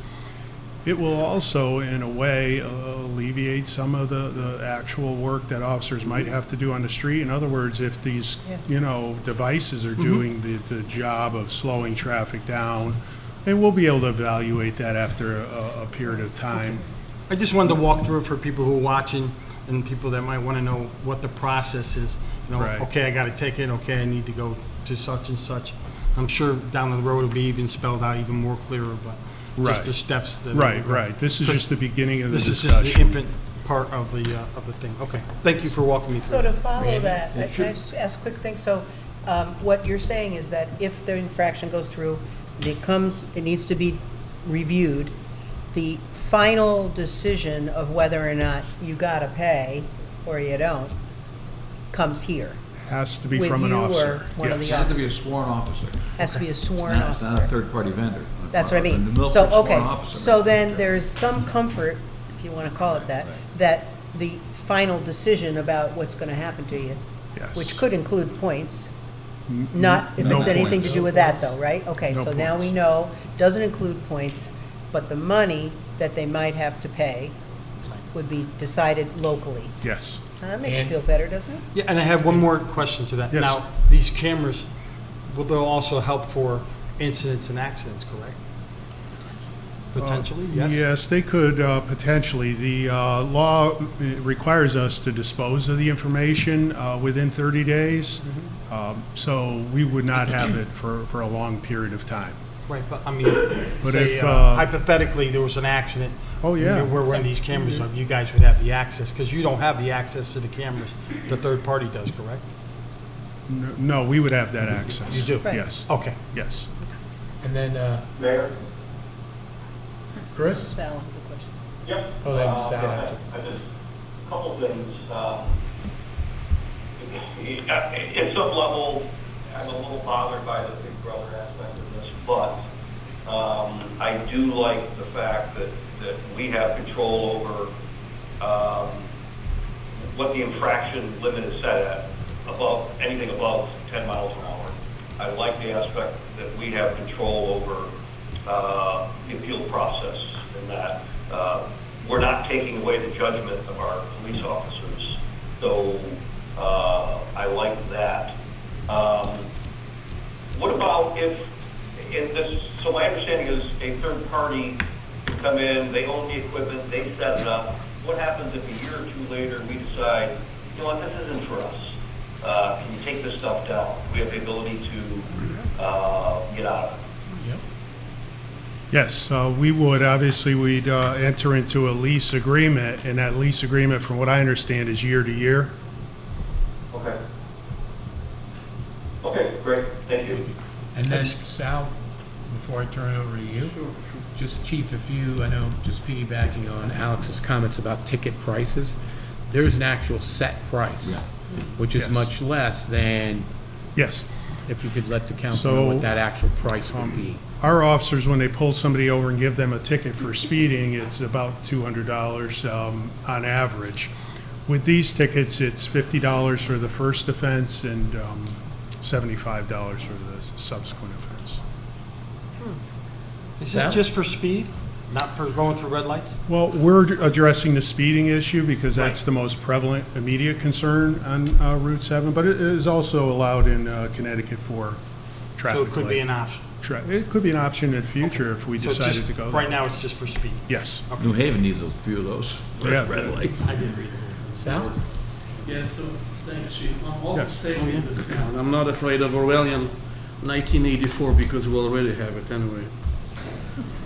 That's my opinion, and I work with the information security. I know what I'm talking about. The section that bothers me a little bit is the 20B-9. it says that the town has no way of collecting the information. And part of the deal when we want to address something, problems and whatnot in the town, we want to know the statistics. In other words, Yes. who the hell did it, how many of those. I'll give you an example. Yes. Let's say I have a, New Haven is a sanctuary city. Yes. I get 10,000 people coming here with a fake place and fake IDs. What would the system do to us? Right. So I think the ordinance does address that in part. Number one, it talks about in the section you're referring to, 20B-9B, no personally identifiable information shall be stored or retained. Personal identifying information is name, address, Social Security. things that would link you to a person. That's correct. But if you go further in that section and you look at D, it talks about any information other than data gathered shall be subject to disclosure under FOI, except personally identifiable information. So the information you're speaking of, the number of offenses, the type and Statistics, right? amount of speeding, yes. We want to know where it's coming from so we can address it, right? Statistics is discoverable. Personal identifiable information is not. But if you don't keep the information, how can we have statistics? We can Because we keep- have to yeah. get rid of them after 30 days, right? Yeah, we can keep that aspect of it. So, for example, we'll know how many cars were going how fast over the speed limit. We'll know how many cars were. No, where do they come from? Like, for instance, I don't know, New Haven, Waterbury, whatever trouble areas that are in the state. Oh, I see. What state they're coming from? For instance, right? So let's say I live in New York, I come here, I have a fun, I have a few beers, and I get a little brawl. And then we have a New York place, Yes. right? So this is Connecticut. Between Connecticut and New York, is there Yeah. a lot that we can exchange something No, but like I know this? that data would be able to be extrapolated. As a matter of Okay. fact, I've spoken to a vendor on that very point. But that's very general, and it's not specific to the person. Right. As long as we get rid of the problems, I'm all for it. Thank you. Katie? Chief, just quick. So the first offense that I go, it's $50, then I do it again next week and it's 75. Can I, and then it doesn't go up from there, can I just continue to be exceeding the speed limit, never getting a point, but just coughing up $75 Yes. ad nauseum? I mean, it's one of the difficulties of the system. If that does occur, we have this repeat offender who's not complying and not paying. Yeah? We'd have to go to collections, or do we have to shift gears and we'd have to figure out who they are, why they're doing that, and how else we're going to stop them. So you have the mechanism, if there is a repeat, and I don't have to say how many times I have to do this before you're going to throw me in the slammer, but, so you have a mechanism to handle that to some degree, but the fine never goes up. Correct. It's in the nature of a civil administrative. It's not criminal. Yeah, so, okay, it's not criminal under this whole thing, okay. But sooner or later, you're going to modify your behavior unless you like writing checks. Mayor? Chief, I read somewhere in this, not the document that we're talking about tonight, but there has to be a plan submitted to the DOT showing the locations Yes. and the reasons and all that. Have you started that, prepared it, or? We what? have not. I wanted to hear your opinion and see what you felt about this as a council before we even move forward with that. If you thought we should consider that, obviously, we would need to involve our stakeholders in that plan. So we'd want to involve people who obviously are involved with the DOT, the police side, the town government side, the public. We'd like to have open discussions on that. And determining where we're going to put it is very important also. Huh? I was just going to piggyback on what you were questioning, Katie. Only in the event, after you've seen this repeat offender, you're going to know where it is because the camera's going to say at this particular intersection at around 4 o'clock every afternoon, Yes. this guy goes blowing down the road. Yes. So in my mind, your next step would probably be after the fourth or fifth time to have somebody planted there a few of those days. Right, so we in an can unmarked address. car, hopefully Yes. giving him a much bigger ticket with a much larger set of points that will hopefully detract him from doing Yes. this in the future. Yes, we don't want to stand for something like that. Right. That's right. So just to be clear, thank you. Should we put forth a date for the public hearing? Randy, can you kind of give us a timeline? First, I think we have to get the approval for the council to Yeah, the council- create an ordinance. Yeah, council's gonna wanna send it to a public hearing. Yep. So you can send it to any time now. You can send it next council meeting. Right. But the reality is that you have to have a public hearing, get feedback, and then you can adopt it. Right. And then you have to see if there's any changes, significant changes to the public hearing. This is a draft, I've got to make some changes anyway. Right. But the reality is that you can do that right now. You can set a public hearing for this. I'm just saying, the sooner the better, because people have concerns. So I'd like to move that the council approve the creation of an ordinance allowing the automated traffic enforcement safety device plan as recommended by the Connecticut DOT, as per the draft which we have here in front of us tonight. Second. Any discussion? All those in favor? Aye. Opposed? Any abstentions? Okay. Great. Can I ask And you then one more it- question? Do I and can I then- ask the chief one more question? Sure. So obviously, it's no cost to the town. Exactly. And there's and so the people that are the third party that's collecting the money, they get a share of the money. Where does the money go that the police collect for the town? Right, so we'd have to work with our finance department to determine where that's going to go, but it has to be applied to specific issues related to traffic safety. Because those are going to be questions that people might have at home and stuff. Where does that money go? Obviously, everybody wants to know where money goes. Has so- to go back into traffic safety. Okay, good. So that could be a lit sign, you know, the one that tells you how fast you're going. Yes. It could be any number of things. Could be a multitude of different positive safety issues, all right? Got it. Perfect, thank you. Thank Okay. you. So you've only And then, authorized the creation. yep, you haven't- and then Yes. Randy, the next step, now we authorize this, so now it's setting a public hearing date? You Or can do do we that. wait until you come back with the finalization of the ordinance? You can do that now. I'll We'd have have this to- done by Friday. Suspend the vote. So I'll send it to Pat. And that can be part and parcel of your public hearing warning. And it'll be obviously in your office and the town clerk's office. But Okay. these are minor changes. that we're making. More typos than anything else.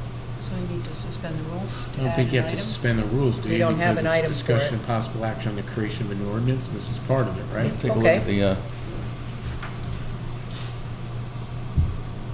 It's item 8A. yep, Can we just, possible action. It's covered. possible action, okay. So we've approved it, so our possible action would be to set a date? Yep. And that would be? If we do it at the next council meeting, we have East Street School on there at 6:15. And We could do, that I think is gonna be a long one. yeah, and we have the riverfront. And it's So budget I time. would say, yep, so, You may want to go to February. Yeah. Because people are going to want to. yep, Think about Talk it, about yes, this. right. And Okay. read it. What's the first, February? February,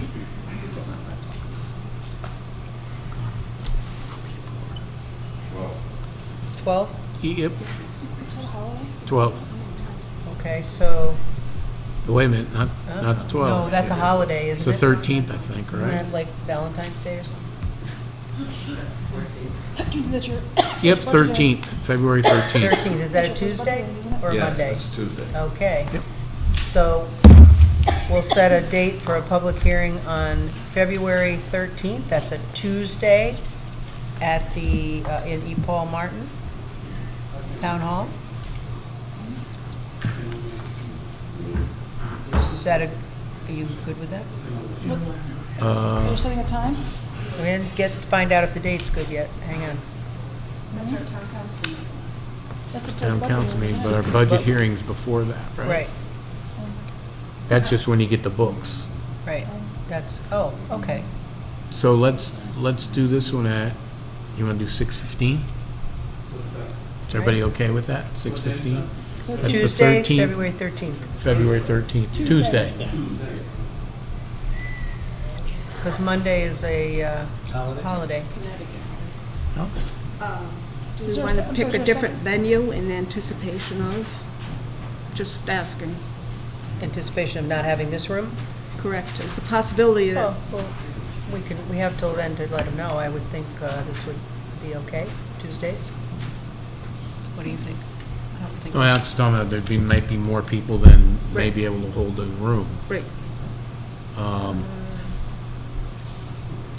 Too bad you can't get feedback. Yeah. Let's, for now, keep it here. If we do get an upswell, then we can, To be determined. we can change it before we warn it, right, I would Randy? reserve the right to change the room depending Yes. upon the public Okay, interest. so Stephanie, you have that? Tuesday, February 13th, 6:15 PM, P. Paul Martin, With the right to change the with the venue. Pat should option put that of in public. changing I'll it? give it a Yeah. language. Perfect. Right, okay. Is there a second to your motion? Second? Second. Okay. Any discussion? All those in favor? Aye. Opposed? Aye. Any abstentions? Thank you. Okay. Item 8B. I'd like to move, careful. I'd like to move that we appropriate the following capital items out of the town capital reserve, and you all have a copy of the attachment right here. And if you don't, now you got something coming to you. And that would be, I'm not going to read all 28 items. You have it. It comes to a total request of $2,086,723.90. Second. Thank you. And for edification of the council members, these are items in reviewing with our department heads that are much-needed equipment to continue to move the town's business forward. And the funding that this actually will be coming through is our capital reserve. And kind of an edification on the capital reserve, how do we get a capital reserve? And that's surplus funds that we appropriate at the end of the year and move into our capital reserve. And I'll give you, for instance, so these are New Milford taxed revenues. And I'll give you, for instance. So, for instance, the building fees that we had a record year last year, right? Record. And in so doing, Permit fees. permit fees, correct? That yielded additional funding. Let me pull it up here to the tune of, let me just add it here. It's an additional $417,000. For Park and Rec, revenues were above budget of $119,106. You also have the bond premium that we get when we do our annually, when we do our bonding for our roads. We get a premium. That's money that they give us to actually choose the bank that would be, or the investment house that would be purchasing our bonds. That came to $780,561.15. Also, the stiff interest, and you can't really budget for that because interest rates change. And to place a budget on that would be, Walter's right here, wouldn't be a good business practice. So that was an additional $1,410,033.77. Also, additional sales tax revenue that the state gives us was an additional $533,259.38. So when you take these funds, they can go a couple of ways. They can either fall to the bottom line and go in what's called our unassigned fund. And the bonding companies like that if you're at a certain amount. Well, we're above that. Healthy and robust. Or you just keep it in a capital reserve and then tax the public, right, for the equipment that you need. So I'm of the belief, and so is our finance advisor, so is our bond counsel, and so is those that buy our bonds. They seem to really like that we do this. We do have some of our, we have Jack Healy that's here, we have the chief that's here to talk a little bit about some of the capital requirements. These were all into our capital reserve and also on our 5-year capital plan. I think this is a great investment that we continue to do for our taxpayers and also for our departments that need this machinery to continue to do the world-class work that they do. I open it up for discussion. Alex? For clarification, then, in previous years, you would have said that this was, these items would come from the money that was received in the list you just said about extra income, et cetera, not necessarily taxes, but, okay, so whatever the surplus is you're saying this, that used to come to us identified as surplus, you're now identifying as coming So from what we capital. did. It's the same thing. Yeah, so what we Okay. did was we decided as a town council, I believe it was 2 years ago, to move everything with the direction of our finance director, to move all of the surplus into the capital reserve, which was approved by this body. Right. So my thing was to make sure that our audit was complete, which it is, review with our finance director, and also talk to all of our department heads, especially during budget time, what the capital needs are gonna be. And can we help our taxpayers by using these revenues, right, in a very business-like, cash management-wise way to buy this capital, rather than putting it in the budget and jacking up your taxes. So the $2 million, the public, we making the decision for the public on the 2 million? So it's not going to the public at all? Well, it goes to the town council, and it goes to the Board of Finance. But that's Per our it. charter. Right. But that's it. But ultimately, when everything on this list is taken care of, that's going to the public. I mean, the playground, this is just one example.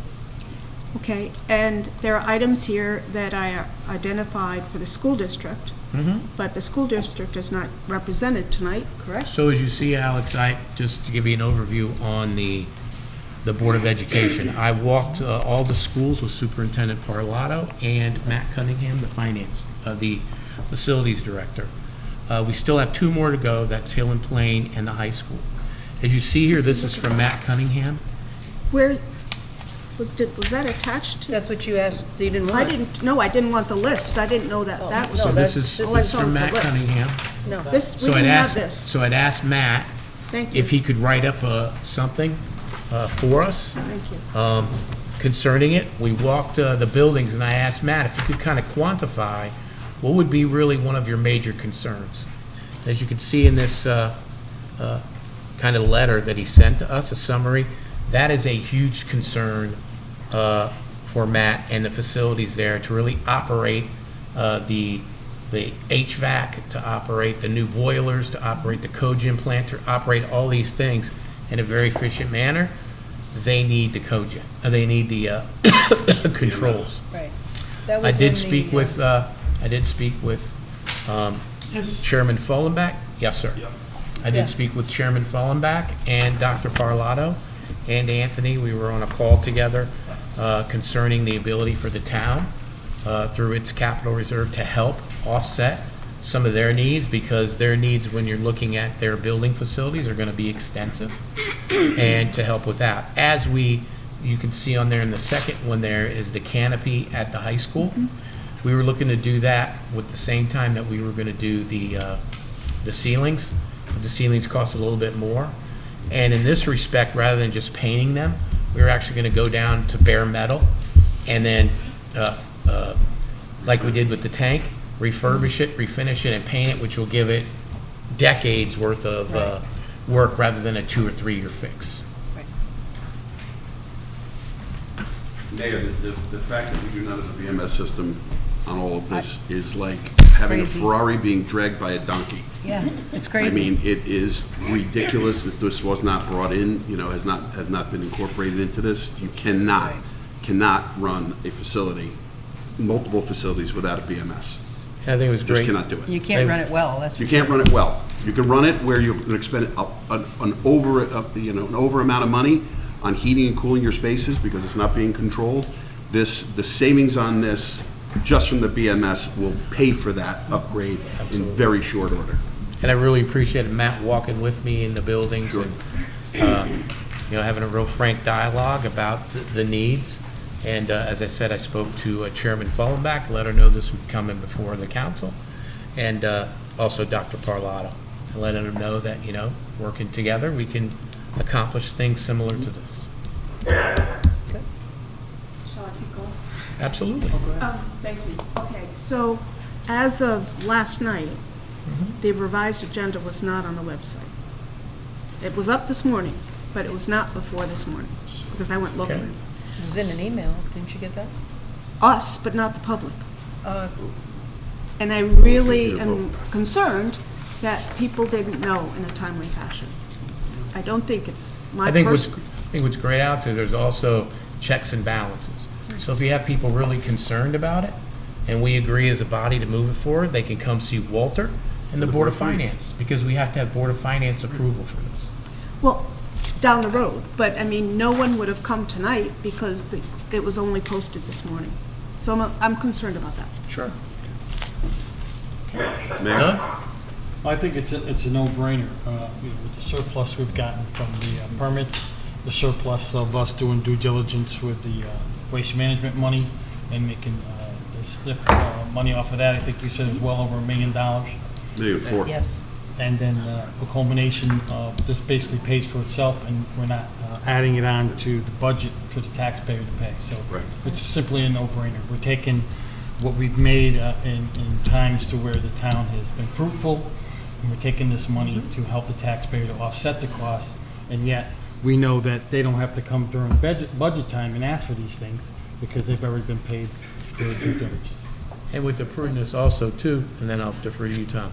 Last year, and Walter remembers, we also put money aside for mill rate stabilization. So we put money in for that as well. So we've looked at all those opportunities. And once we set the mill rate and go through all that stuff, there may be the opportunity to continue with that process as well.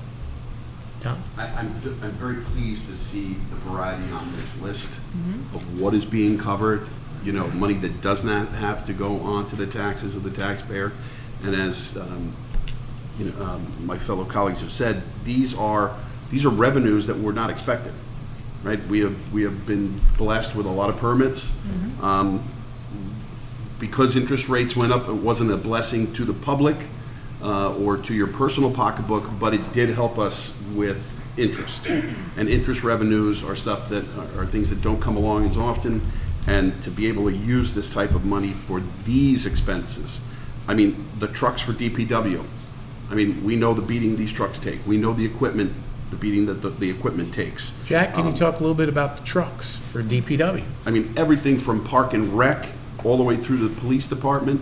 These are not frivolous wants. I think these are needs here that now we do not have to burden the taxpayer with. Oh, I forgot the petty bone roof.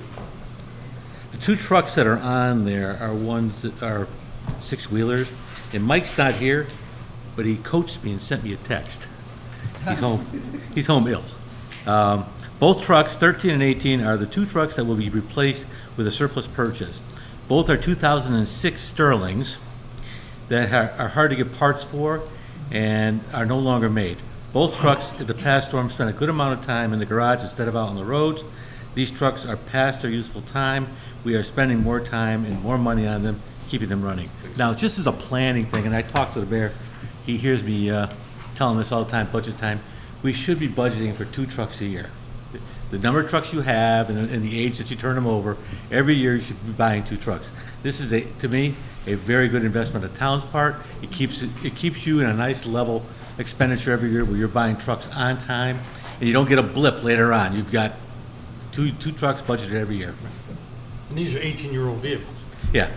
And they're Sterlings. I think we've got our yeah, we can't get those anymore. Yeah. Yes, sir, we did. You usually do here. Yep. Alex? So, it can go first. Okay, Chris?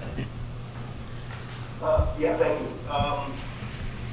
I'm certainly very supportive of the process that we're using. As you discussed, Mayor, taking the surplus, moving into capital, and not, putting it up on the backs of the taxpayers every year. And I'm very supportive of very much everything on the list. The one item that does bother me, though, is the petticoat roof. That's a lot of money, and for a building that, quite frankly, we don't know what the future of it is, and so Jack has been kind enough to kind of email back and forth with me on this. But is there any way we can do something less expensive, a temporary structure to keep the water off the tech-turn material, or is there any way to dry that material out once it gets wet to Does it get its structural integrity back? Maybe you can educate me a little bit on that. I just want to give you a little background on why I'm so concerned. Tectum's material's been used in roofs for many, many years. My time at Torrington Company, we owned a building in Newington, 660,000 square feet of manufacturing space that we were working our way out of. The company was not maintaining certain parts of that roof, and you know Dave Fortin. Well, anyway, one day I called Dave and asked him to take the loader over to Newington and pick the roof up off the floor. Right. Tectum doesn't fail slowly. It fails like that. And you're not able to get your strength back. It's a wood cementatious mixture. It looks like spaghetti. If you look in here, you'll see some of the roof set area.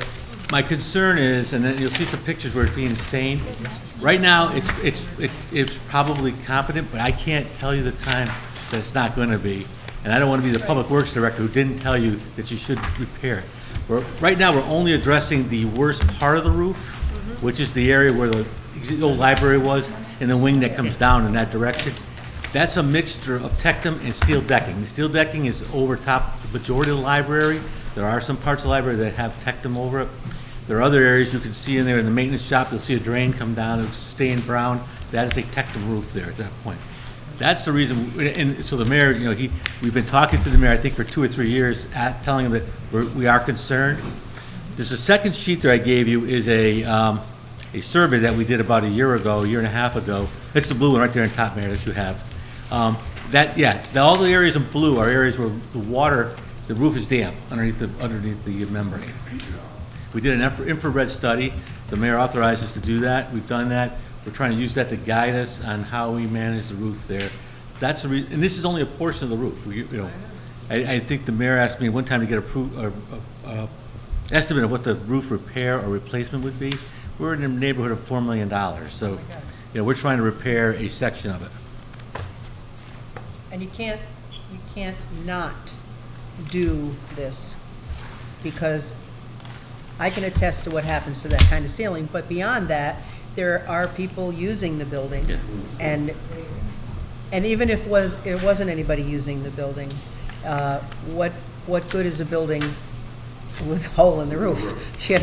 It's not good to anybody for anything. So this is a little bit of the money that it would take to replace the roof. And I don't want to give you the impression it's the entire roof. It's one section. Are we expecting, because, at some point, the citizens are going to decide what we do with these buildings. Are we expecting any other major capital requirements for Pettibone, say, in the next couple of years? Depending on the usage, that's a small part of the roof. We may ask you for more parts of the roof. The heating system is on borrowed time. We're able to keep it going, and we keep it operating. If the facilities team is very good at, bandaging. But again, I think it's a matter of when the town needs to decide what they want to do with the building. We've talked about this many times, and when they make a decision, we can move on. Who's doing the work on it, John? I'm sorry, what? Who's doing the work on the roof? We've had 3 prices: Greenwood, Barrett, and one other one. This one, I believe, the price I gave you was from Barrett. That's the high one, low one? No, it's the one in the middle. Okay. But I think, as we all know, all council members, I'll speak to those of you, that we have talked about, the mayor, you're planning to have public meetings about our older buildings. All of our buildings. But there's nothing that's going to happen fast enough to prevent what could happen with this roof. And I'm the last one to want to spend any money on this building, believe me. But I think it has to be done. I agree with Councilwoman Francis. I mean, this is not this is an emergency in a way. It's got to be fixed. Whatever we decide to do as a town, the roof still can't fall down. That's right. Is this something that's going to be done right away, or? We'd like to do it right away. Right. So I'm saying, if we approve the money, it'll be done within a month? It's got to go to board finance. With the weather? Finance, Okay. right. It's got to go to board Right. finance. With all that wet snow on it? I agree this has to be done. It's a safety issue. Are there any issues about mold? I'm sorry. Any issues with the mold? We have not From had leaking? any with the mold yet, they're not so far. And that's one of the reasons we monitor this. And we monitor any leaks that we have, and we constantly stay on top of them. Okay. Yeah, I think it has to be done too. It's a safety issue. We have a lot of, how many agencies are in there now? There's a lot of people in there. And we have no place to put them right now, so we have to take care of it. We don't want to put it No. inside that building. So I think it's mute to even talk about it. You got to get it done. Off the roof for a minute, because it irritates me to even think we're going to spend this money, but we have to. I just want to say this list, as someone else pointed out, is really an excellent example of, sometimes people say, we don't take care of things that need to be taken care of. But I'm going to say that lifeguard equipment, the police department, some of the, for instance, their response boat, the armored shield, active shooter work, the building control systems for the school, of course, a new gas range. Actually, it's not new, it's going to be used, but you can't have somebody in there operating with something that isn't working correctly when it comes to gas.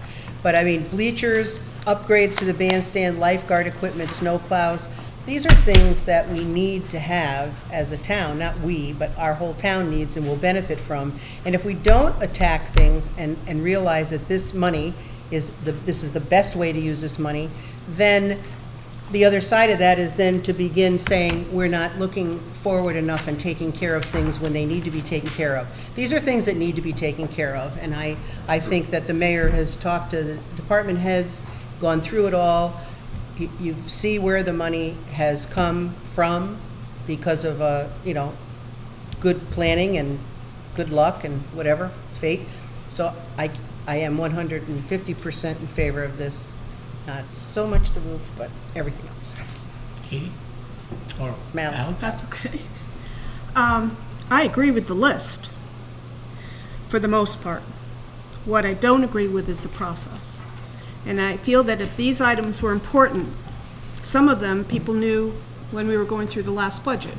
Why weren't they, or why didn't they come back during the year and say, we need this now?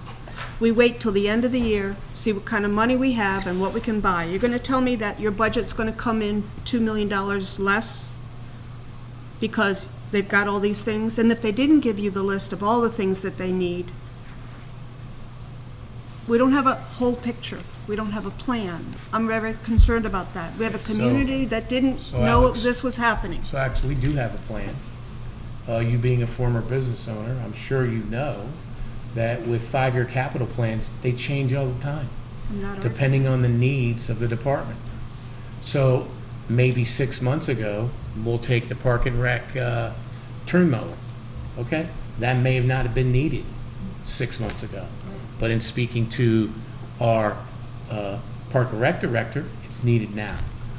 And so we have the ability to do that. And speaking with the chief, and speaking with the deputy chief, the vehicles, how are we managing those, how they go? This is all fluid, moving process. We're very fortunate here in New Milford that we've had a robust economy here.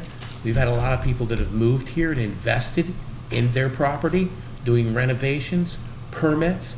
And this is an opportunity, a golden opportunity for the town to take that money and put it into capital. So a lot of these things is doing a lot of work together throughout the whole process of the budget.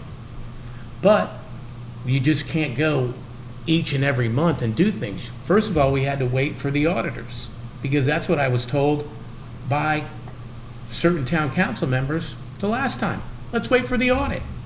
So I took that advice and waited for the audit. The audit's now done. Robust opportunity. We moved because I heard from certain council members that we should move the money rather than just doing it all in one shot. We should put that money into the capital reserve. Sounds like a good idea. That's what we did. It's in the capital reserve. So now I'm asking for this money so that we can use it, so that it's not going to reduce your budget by $2 million. It's going to be preventing us from going $2 million higher than we are now. So to me, the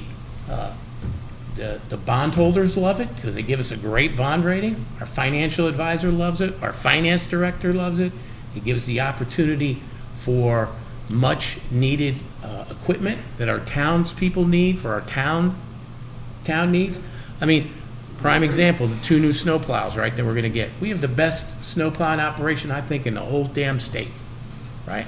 But they need the good equipment to do it. They have ratchety equipment, never gonna happen. So to me, this is a great use of money. I personally think we sit down weekly with the department heads, talk about the needs of the department, talk about how things move forward. And I'll be honest with you, I am super proud of our department heads. I'm super proud of the way we've managed and financed this thing for the last 7 years. So I stand by this.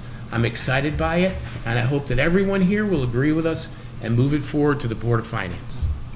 And I agree, Pete, with what you're talking about as a business owner, myself. If I can improve my equipment, of not breaking down, the man hours to replace things, the man hours to look for parts, and you're being due diligence, you get a windfall in your business. And you know the next year that if I do this now, I'll be able to save money and make more money and run more efficiently as a business, as like the town can. It's a no-brainer. You have a windfall of money, you take it and you put it toward the town operations, and you know that you're making the town run better. So they'll have like a business, it runs better, it'll run more efficiently. And it's a no-brainer. It's an absolute no-brainer. No-brainer. There's nothing on this list that's going to get cheaper next year or the year after. That's right. None of this stuff is going to That's be for sure. reduced in prices. Like So Doug we says, have he's a- running we a have a business. motion and a He's got the money available. He's going to buy his equipment this year. He's not going to wait until it gets higher. We could be saving a lot of money by buying this stuff right now. Yep. Just one last point. Absolutely. As a business owner, it's my own money that I'm choosing to spend now because we had a good year. But we are a municipality, we are not a business. We are a business. We are not a business, we are a I've heard that municipality, before. and we need to be taking care of the taxpayers' money. And we need to Absolutely. let people know. The fact that this didn't come out to the public until this morning is inappropriate. We should not be voting on this without public input. Well, I find it hard to believe that anybody in the public would argue with saving money. So it is, if the town ran more like a business, other towns would be, they wouldn't be in trouble. But I'm saying, as a business owner, when you see something you're gonna save money for a town, that's why we're all voted here, because of our expertise in what we do. And that's why the town has faith in us to make these decisions for them, and to see that we're doing our due diligence, and we know that we're saving the town. In the future, we're gonna be saving money, not only man hours, like Jack had told, was Mike, that they can't find parts. You got 2 trucks down that are 18 years old, and we're going, well, wait a minute, we can get 2 brand-new trucks, not breaking down, you got warranties, Mike's got the guys on the road. We're not having guys inside of a garage trying to fix a truck. And they're getting a that's what you playground do. that's safe, and they're getting a new well put in at Lindemic. These are things that, if you don't identify with a plow truck or what the police department wants for a car, you certainly can find, I think there's something on this list of 28 things for just about every single resident here. And not only efficiency, but these are And why are life-saving we things so down here I'm as well. talking about the list. I'm talking about the Okay. process. Okay. The Well, process, listen, the process was approved in November. They voted this body to come in and manage the town and its money, and it's done it very successfully for a very long time. Mayor, So- we have a motion, Yep. and we have discussed this fully, and a second. Call the question. Okay. All those in favor? Aye. Opposed? Opposed. Any abstentions? Mary Jane, did you vote? 2 opposed? Yeah, I supported it. You supported it? Okay. Thank you. Fine. Thank you, everybody. Doing And- it. Go ahead, Sal. Sal? Motion to adjourn. Second to Walter. All those in favor? Aye. Opposed? Thank you, everyone. Good Good night, everybody. Bye, Chris.